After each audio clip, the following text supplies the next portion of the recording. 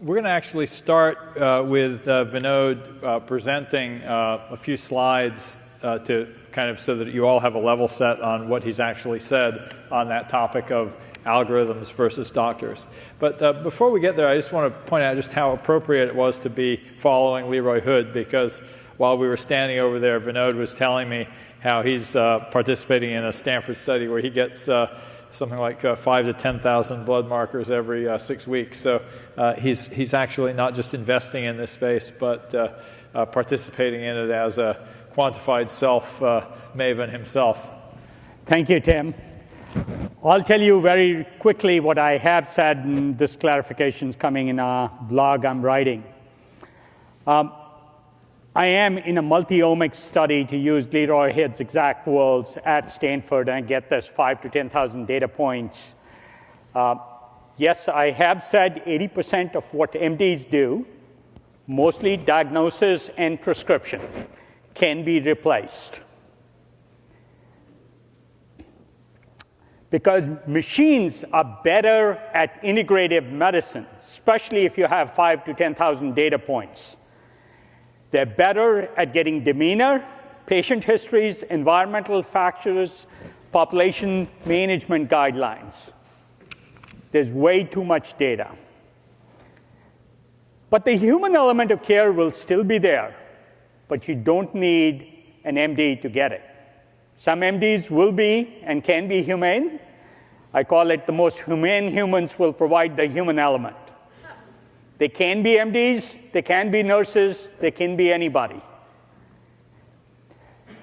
Today's systems, don't think of them as the ultimate system. This was the cell phone in 1986. It was floor-mounted in your car. That's what today's, what I call toddler MDs look like. So extrapolating from them is very hard. But the 6th or 10th generation of these systems, the iPhone 5s or 10s or 15s, will look very different. They will be trained by the best MDs. We'll take the 20% of best MDs.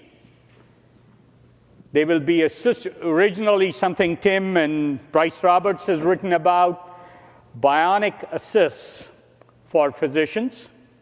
They'll learn from MDs, they'll help MDs, they'll eliminate problems like cognitive bias or confirmation bias in analysis or diagnosis, and they'll amplify the MDs integrating all this data.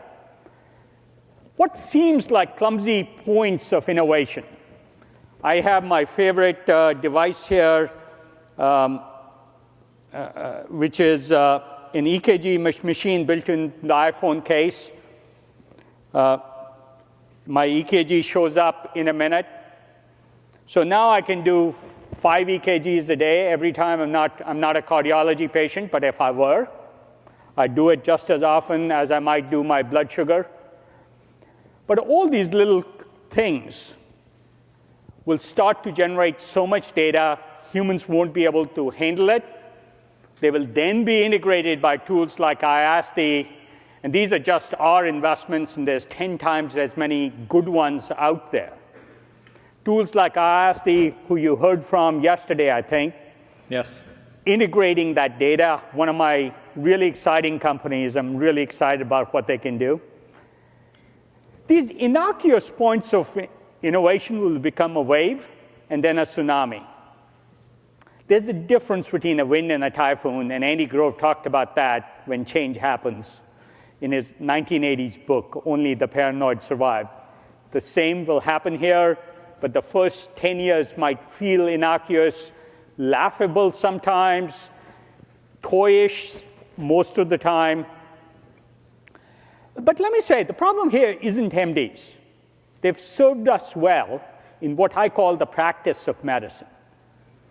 The article in Wall Street Journal said annual health checkups do very little for healthcare outcomes.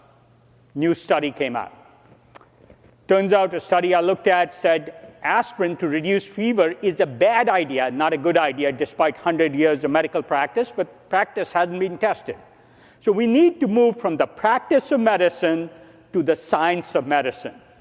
And the science of medicine is way too complex for human beings to do. There is no human who can actually fly a 747 today. We went to autopilots a long time ago. Any human who tries to compete in the stock market, a very integrative function, gets clobbered by these machine learning systems. One of the major investment banks, they have salespeople, the human touch, offering you wealth management services. But almost entirely, all the recommendations is done by a machine learning system. And then there's the misalignment of incentives.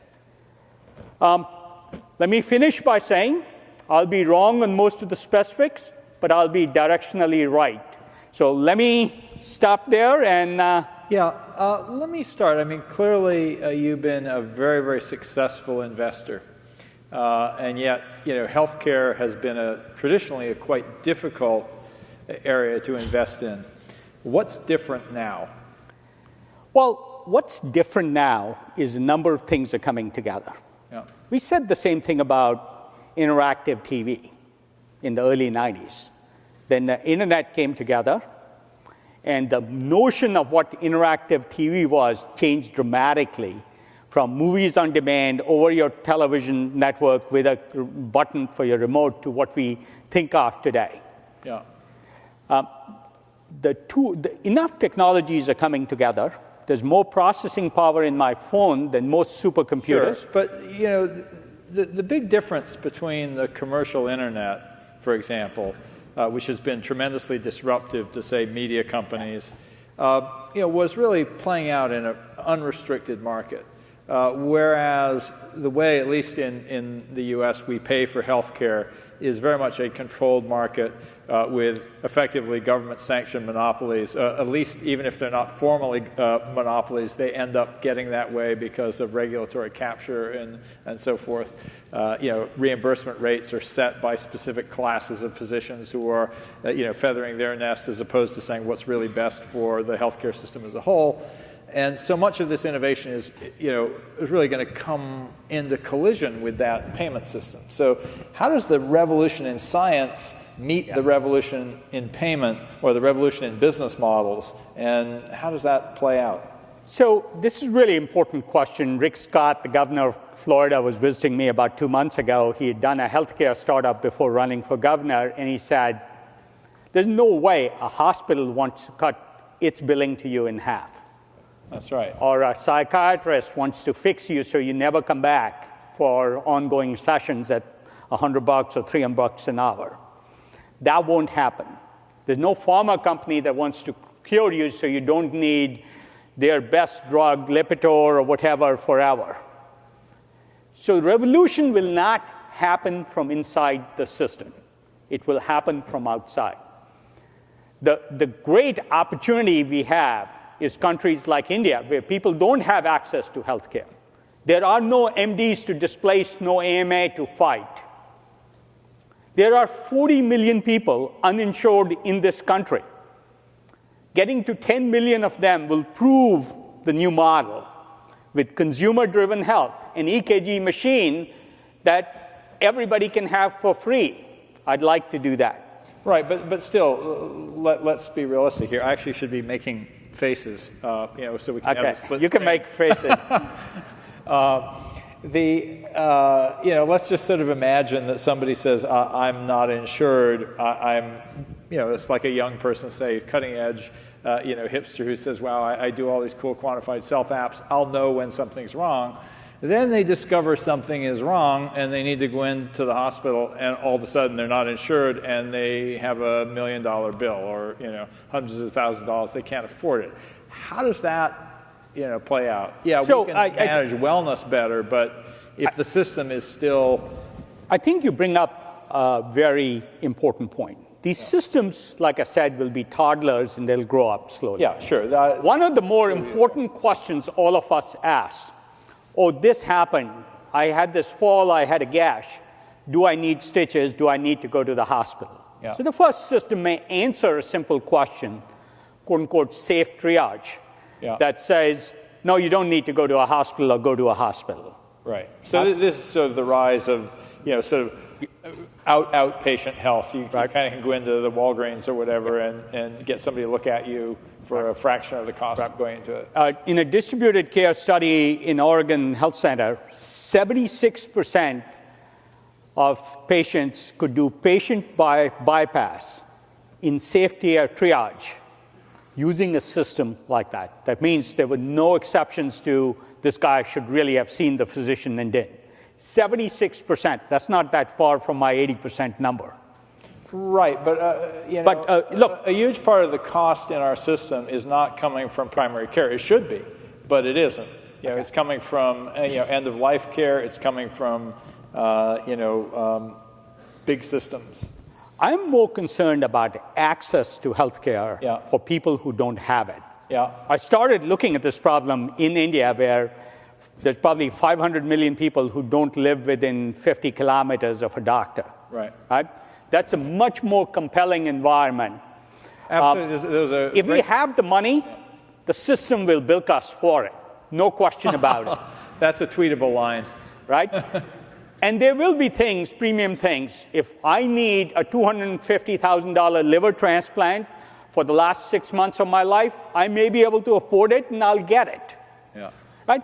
So, but first we have to prove that good healthcare, as good as your average physician. Now, I'm not talking about the 20% of best physicians. I'm talking about your average physician who hasn't read the last 1,000 studies on cardiac congestive heart failure, the first 5,000 science articles or other pieces of data. The person who hasn't kept up with that. The system will do better than that, and then we'll open up a discussion. Can we or can't we? This did happen in the internet. People forget. The telecom companies fought this forever.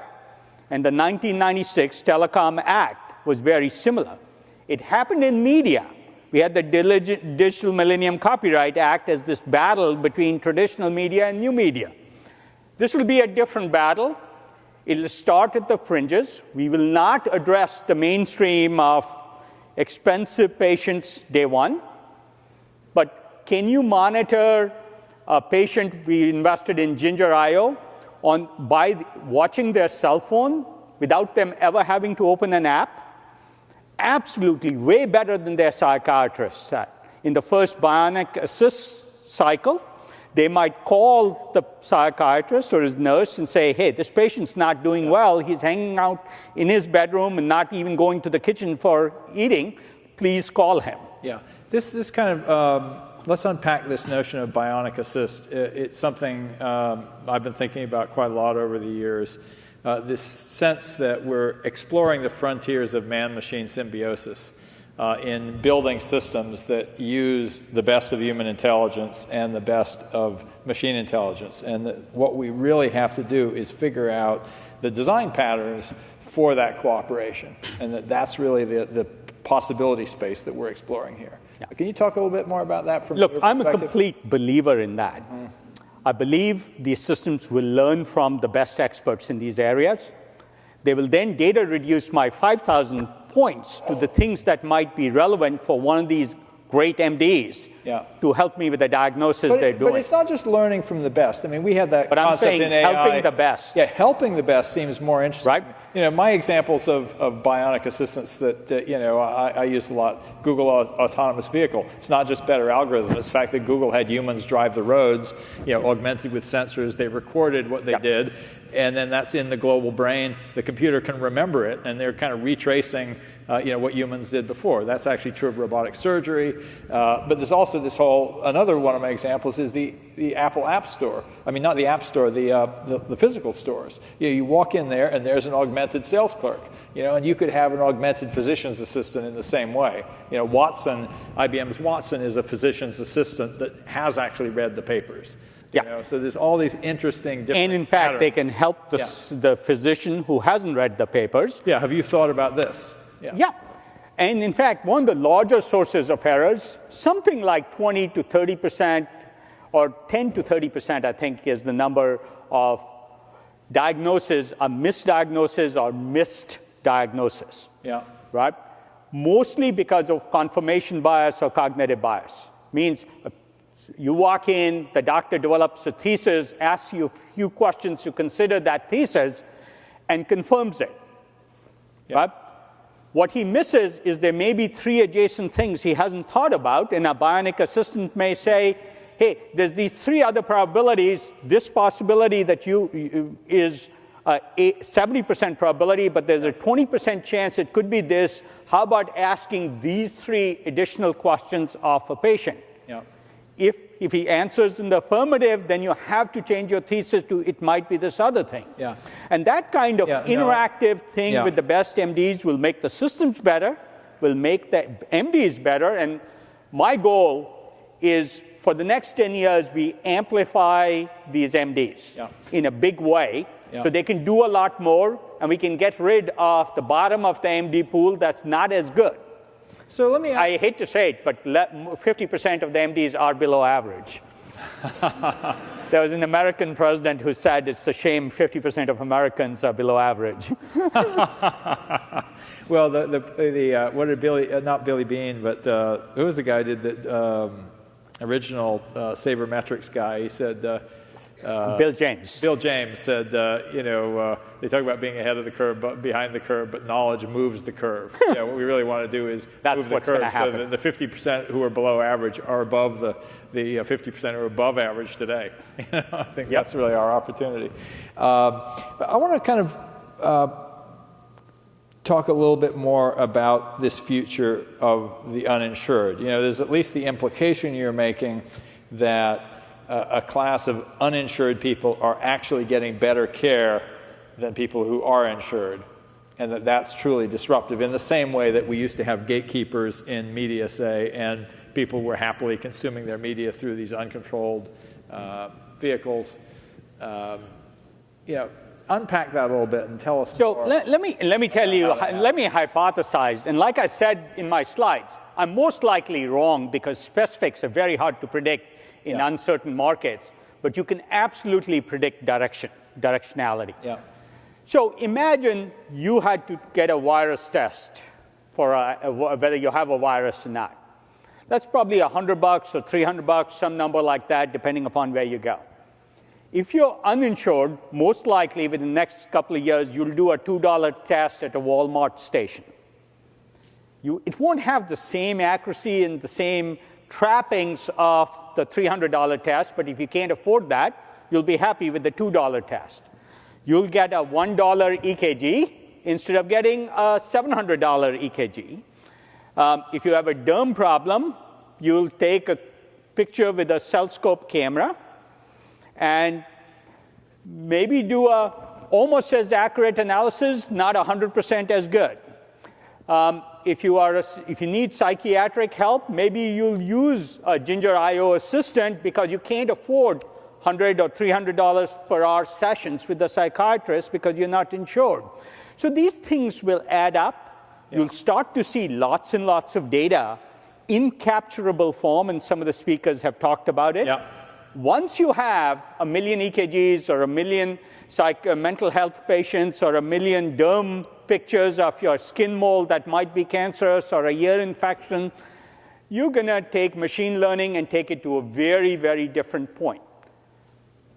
If a car can be driven autonomously, and remember I was talking about toddler systems? In 2005, the DARPA competition, it took 7 hours to drive 7 miles. Yeah, that's right. Today, Google drives, I've ridden in that car at 70 miles per hour in a rooftop parking lot. That's right. Without any controls over who was coming and going. It's scary as shit.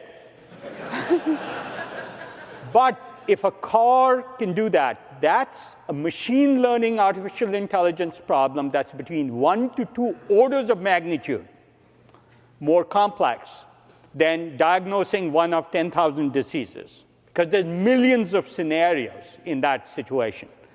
A tree in the road, a car in the road, a little jacket in the road, a red cone, bumps, potholes, right? It's 1 to 2 orders of magnitude simpler problem, and if Google can drive 100,000 miles or 300,000 miles without an accident, medical diagnosis is an easy problem, if you have the data.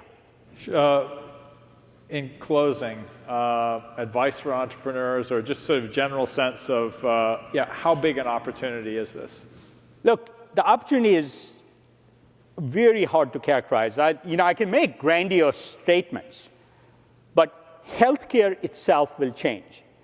It's not how you can use digital in healthcare. It's about what digital or mobile will do to healthcare. Whether I'm a huge fan of the P4 style of medicine that Leroy talks about. Most cardiac events, if you're a heart patient, most likely you discovered it after you had a heart attack. Most likely with P4 medicine, you'll predict it a year before and cut the cost by a factor of 10 because it's preventive. You'll discover your resting heart rate is going up, and you might probably have a blocked artery or something. Or whatever the situation. Yeah. I'm not an MD, so I make this stuff up. I have a huge advantage. Let me finish with this. I know very little about the healthcare system, and my naivete lets me think about what can be invented. When that clashes with the realities of the system, you get the best of both worlds. If you start with just the realities of the system, and start incrementing from there, there's a whole set of options you don't consider and you leave out, and that's the benefit of that. We were Series A investors in Square as a payment system. When Jack was asked why Square was so successful when everybody said it's very hard to do payments, he said our big advantage is out of 250 people, this was in Wired magazine, we have only 5 people out of 250 from payments. And Wired has a new article I just tweeted while sitting in the back there on robo-machines doing medicine.